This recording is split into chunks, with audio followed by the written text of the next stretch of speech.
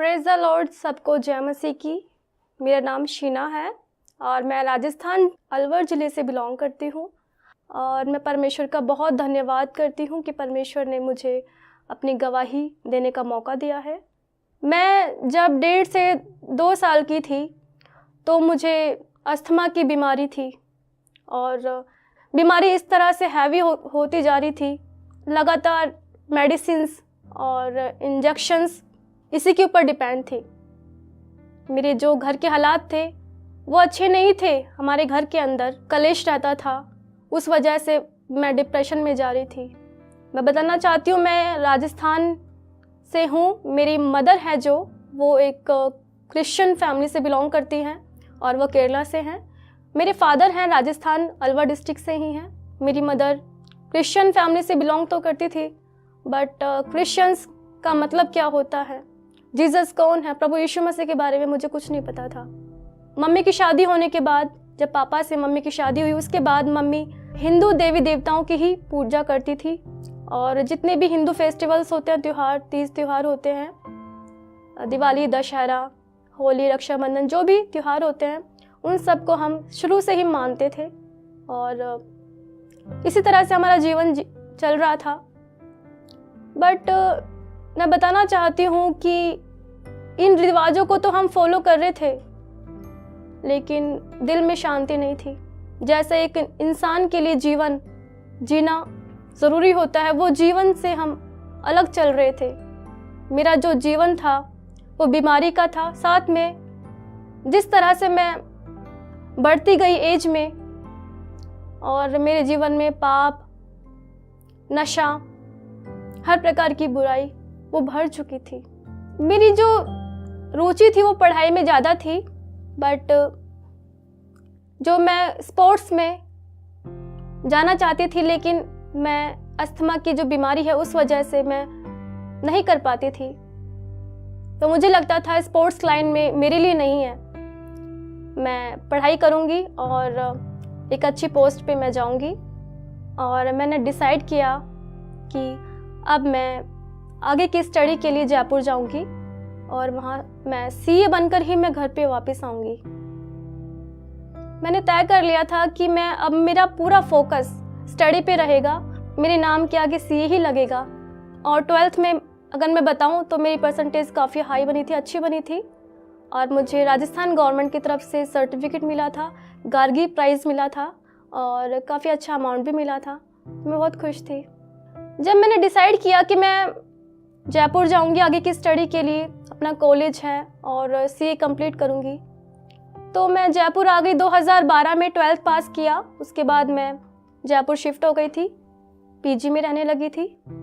जब मेरे रूम में काफ़ी सारी लड़कियां थी, सो मैं देखती थी कि वो ड्रिंक भी करती हैं और वो स्मोकिंग वगैरह करती हैं और स्टडी के साथ साथ जो काम नहीं करना चाहिए एक बच्चे को स्टडी के टाइम में, वो सब वो करती थी, बॉयफ्रेंड बनाना। और ये जो लाइफ मैंने देखी थी ये कुछ अलग थी। मैंने बचपन में अपने स्कूल टाइम में ऐसा कुछ देखा नहीं था। सो मेरे लिए बिल्कुल नया माहौल था ये। और मैं स्टडी करती थी और उस दौरान क्या हुआ, मेरी क्लास में कुछ लड़कियां थी, उन्होंने मुझे कहा कि तुम हमारे साथ रहा करो, बाहर घूमा करो। मैं व्यभिचार के लत में पड़ गई। मुझे बिल्कुल भी आइडिया नहीं था कि मैं किस लाइन में जा रही हूँ। कभी कभी मैं बात करती थी महीने में, हफ्ते में घर पे, तो मैंने जैसे बताया कि मेरे घर के हालात इस तरह के थे कि हर रोज़ लड़ाई झगड़ा होता था, कलेश होता था। तो वो चीज़ मेरे दिल में भी वो बातें आती थी।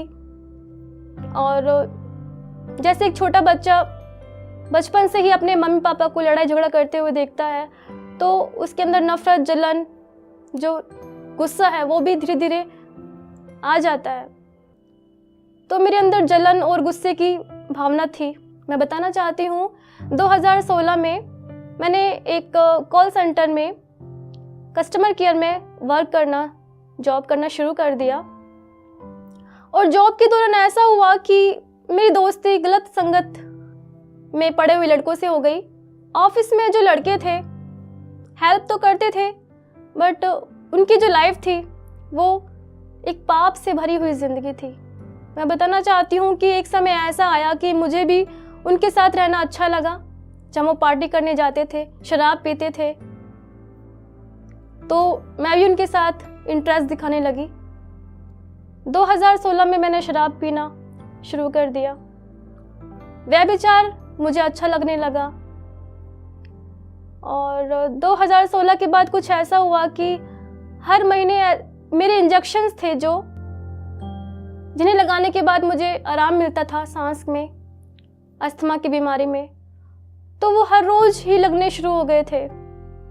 पहले मंथ में लगते थे 1 या 2 बार, फिर वीक में लगने लगे, फिर डेली का काम हो गया इस तरह से। और मैं सोचती थी मैं बचपन से इतने ड्रग्स ले रही हूँ, जो इंजेक्शंस के अंदर ड्रग्स मिक्स होती है, जिसके कारण नींद आ जाती है और सांस लेने में इतनी समस्या नहीं हो पाती है। और इंजेक्शंस के जो डोज है वो हाई थी काफ़ी। तो बचपन में जब मैं 1.5 से 2 साल की थी, तब से लेकर मैं स्कूल टाइम के बाद तक कंटिन्यू वो इंजेक्शंस यूज़ कर रही थी। और ऐसा हुआ कि 2018 में मुझे एक काफ़ी अच्छी जॉब मिली। मैंने घर पे बात करना कम कर दिया धीरे धीरे। 2 मंथ में अपनी सिस्टर से मिलने जाती थी। मेरा एक बड़ा भाई है और एक मुझसे छोटी बहन है, तो मैं अपने घर में जाती थी मंथ में 1 बार, महीने में 1 बार 2 बार, सिर्फ अपनी बहन के लिए।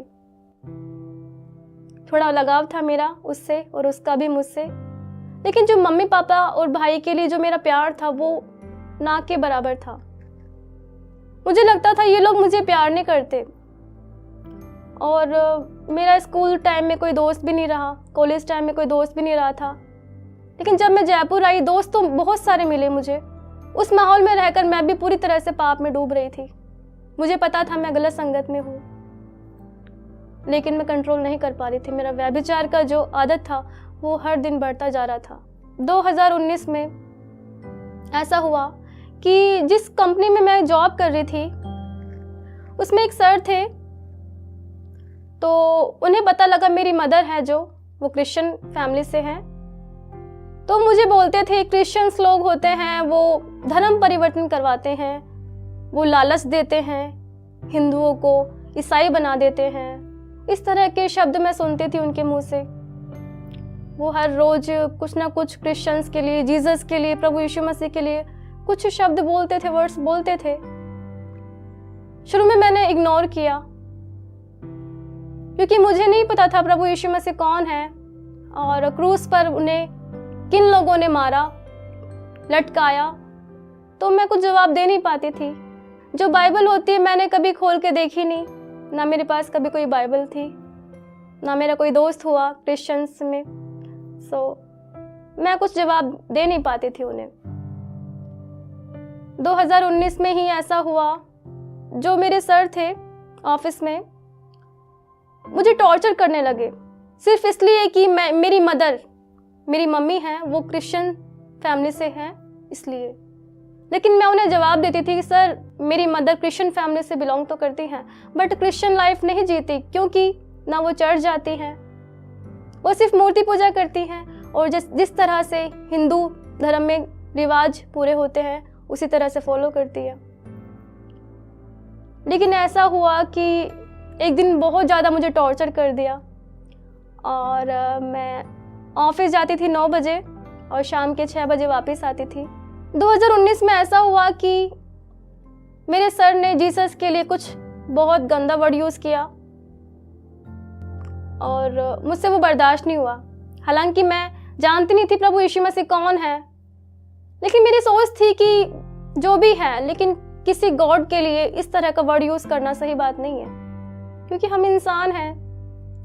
वो गॉड के लिए इस तरह का वर्ड यूज़ करना, इंसान को ऐसा नहीं करना चाहिए, मेरी ये सोच थी।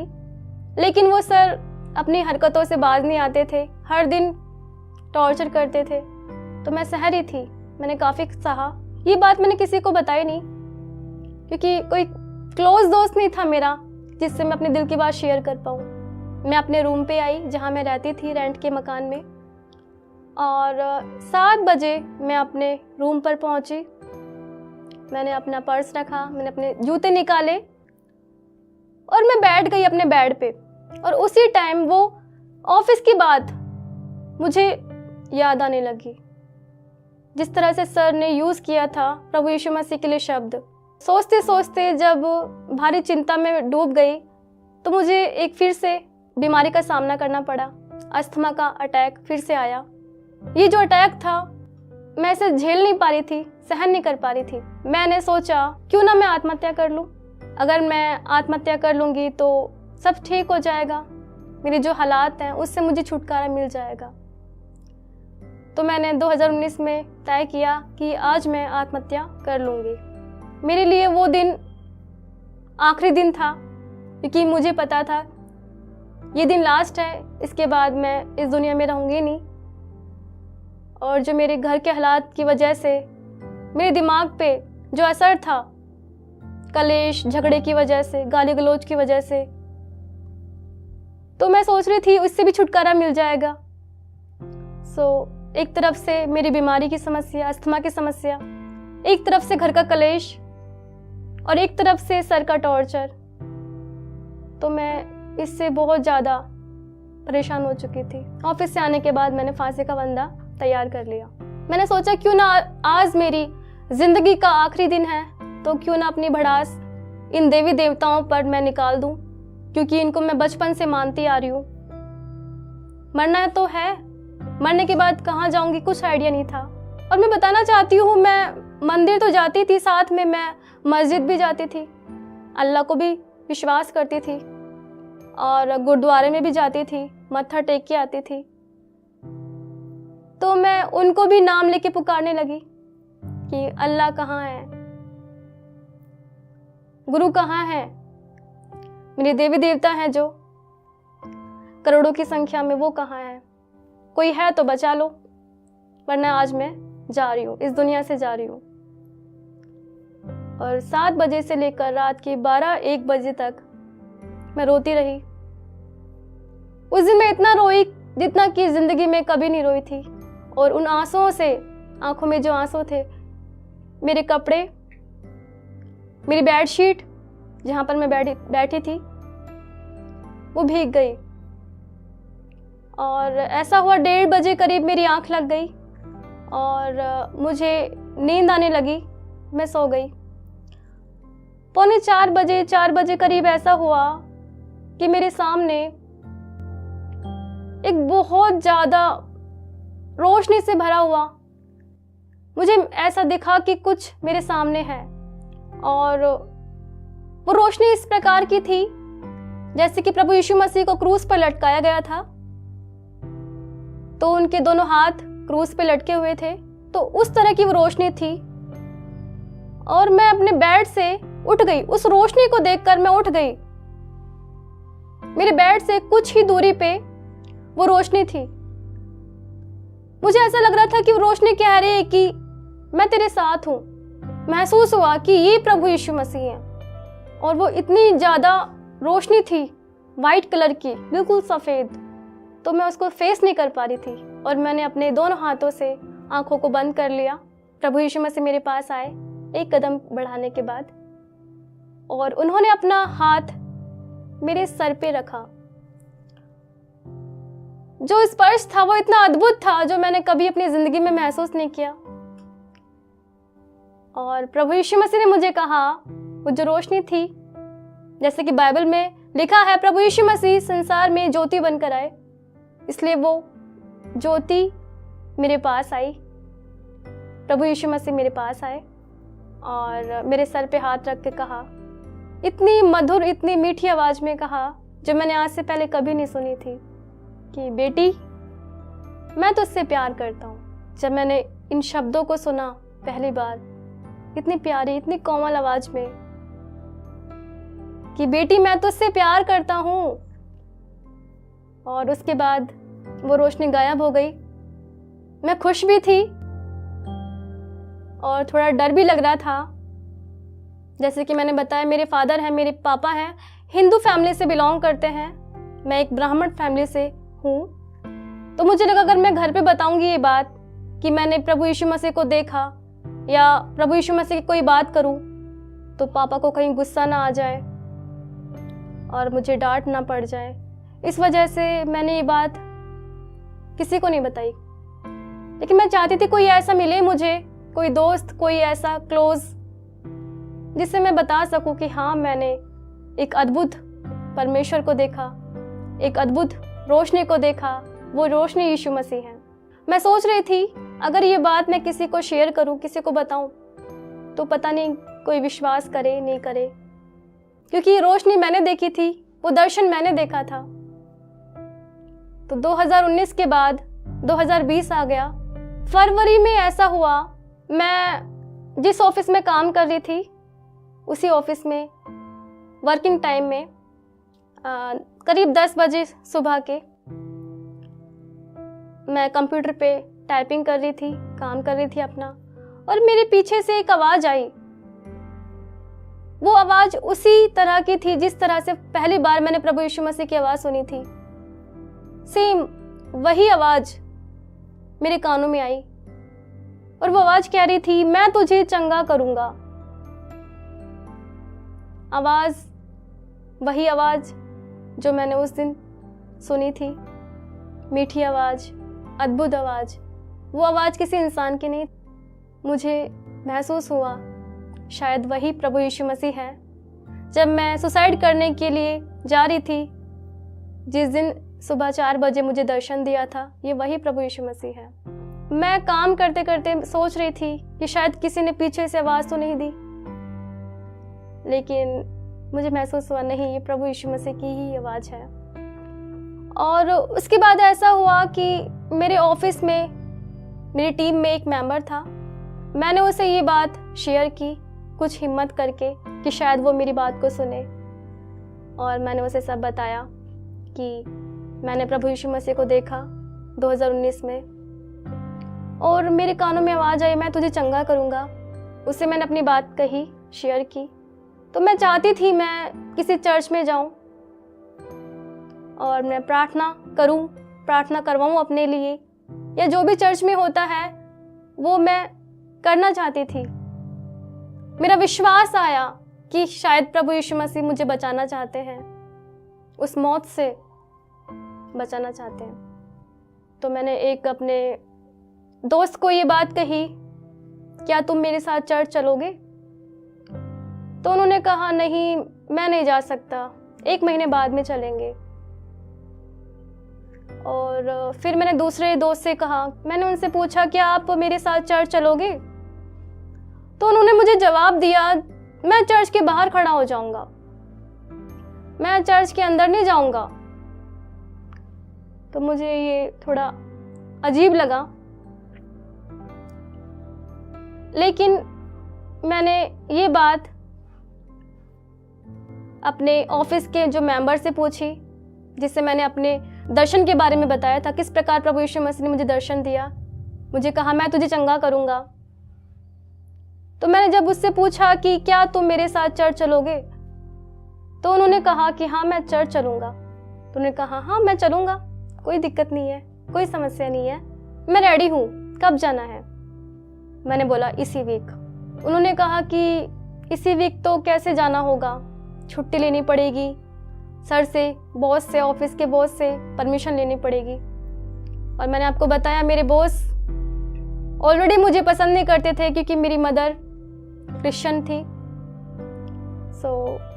बड़ी कोशिश के बाद थोड़ा स्ट्रगल करना पड़ा और मुझे छुट्टी मिल गई 1 हफ्ते की। मैं और मेरे ऑफिस के जो मेंबर थे, जो पार्टनर, जिनको मैंने बताया था अपने दर्शन के बारे में, हम दोनों चर्च गए। और मैं बताना चाहती हूँ, जो मेरा ऑफिस का मेंबर था वो भी स्मोकिंग, ड्रिंकिंग इसी में शामिल था। और हमारे लिए वहाँ पर प्रार्थना की गई, और जैसे प्रार्थना हुई तो मुझे महसूस हुआ कि शायद मैं चंगी हो चुकी हूँ। जब मैंने प्रार्थना करवाई, उसके बाद मैंने ये बात अपने दोस्त को बताई जो मेरे साथ में गए थे। तो उन्होंने पूछा, कैसा लगा प्रार्थना करवाने के बाद? तो मैंने कहा मुझे ऐसा फील हो रहा है कि मैं अस्थमा से फ्री हो चुकी हूँ, मुझे लग रहा है मैं अस्थमा से आज़ाद हो चुकी हूँ। तो जब उन्होंने ये सुना तो उन्होंने कहा कि मुझे भी प्रार्थना करवानी है, और उन्होंने प्रार्थना करवाई। तो उस दिन हम चर्च से जैसे ही बाहर निकले तो मेरे दोस्त ने कहा, जो मेरे साथ में गए थे, कि प्रार्थना करवाने के बाद शीना, मुझे ऐसा लग रहा है मैं नशे से फ्री हो चुका हूँ। जब मैं सिगरेट और दारू पीता था, अब मेरा मन नहीं कर रहा पीने का। और मैंने कहा मुझे ऐसा लग रहा है मैं भी अस्थमा से फ्री हो चुकी हूँ। हम बहुत खुश थे। 25 साल की जो मेरी अस्थमा की बीमारी थी वो जा चुकी थी, मैं बहुत खुश थी। हम दोनों बहुत खुशी खुशी अपने घर पे वापस आए। और मई 2020 में ऐसा हुआ, उस समय लॉकडाउन लग रहा था। सो ऑफिस की तरफ से मुझे कंप्यूटर मिला था कि आप अपने रूम पे बैठ के कंप्यूटर पे काम करें, हमें रिपोर्ट्स भेजिए। तो मई 2020 में अपना काम कर रही थी मैं रूम में ही। मैं अकेली थी, रूम में कोई नहीं था। और काम करते करते मेरा मन हुआ कि मैं प्रार्थना करूं। मेरे अंदर जो खुशी थी कि मैं अस्थमा से फ्री हो चुकी हूँ, जिस बीमारी से बचपन से, स्कूल टाइम से, कॉलेज टाइम से परेशान थी, वो जा चुकी है। तो मेरा मन किया कि मैं प्रार्थना करूं, धन्यवाद दूं प्रभु यीशु मसीह को कि धन्यवाद प्रभु, आपने मुझे चंगा किया, मुझे हील कर दिया, मैं बहुत खुश हूं। ये बोलने के लिए मैंने प्रार्थना के लिए वो अपना मुंह खोला, और जैसे मैंने धन्यवाद कहा, धन्यवाद प्रभु यीशु मसीह, आपने मुझे चंगा कर दिया, हील कर दिया, बीमारी से छुटकारा दे दिया। और साथ में जो मेरे दिल में एक बोझ था, नफरत, गुस्सा, कलेश, चुगली करना, इससे मुझे फ्रीडम मिल चुकी थी। मेरे दिल में बहुत ज़्यादा शांति थी। तो इस धन्यवाद देने के लिए मैंने प्रार्थना की। और जैसे ही मैंने प्रार्थना में बोलना शुरू किया कि धन्यवाद प्रभु यीशु मसीह, आपने मुझे चंगा किया, तो ऐसा हुआ कि मुझे महसूस हुआ कि मेरी पूरी बॉडी में एक अद्भुत स्पर्श महसूस हुआ। मुझे 2008 से आंखों पे चश्मा लग रहा था, और जब मैं ऑफिस का काम करती थी तो चश्मे के बिना मैं काम नहीं कर पाती थी।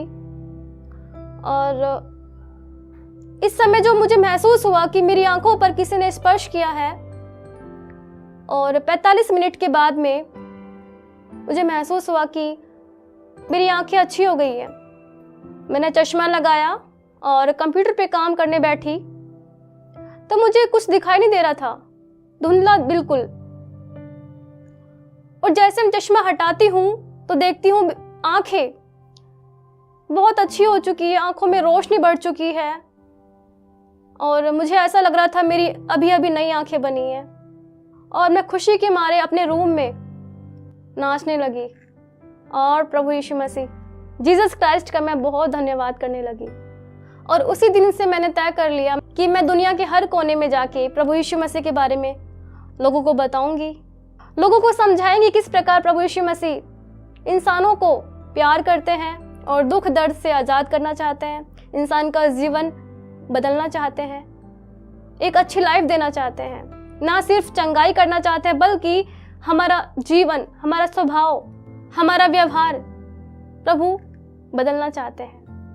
मैं जानती हूँ बहुत से लोग ऐसे हैं जो आत्महत्या करना चाहते हैं, अपनी जिंदगी से बहुत परेशान हैं और कलेश में, दुख में जी रहे हैं, निराशा में जी रहे हैं।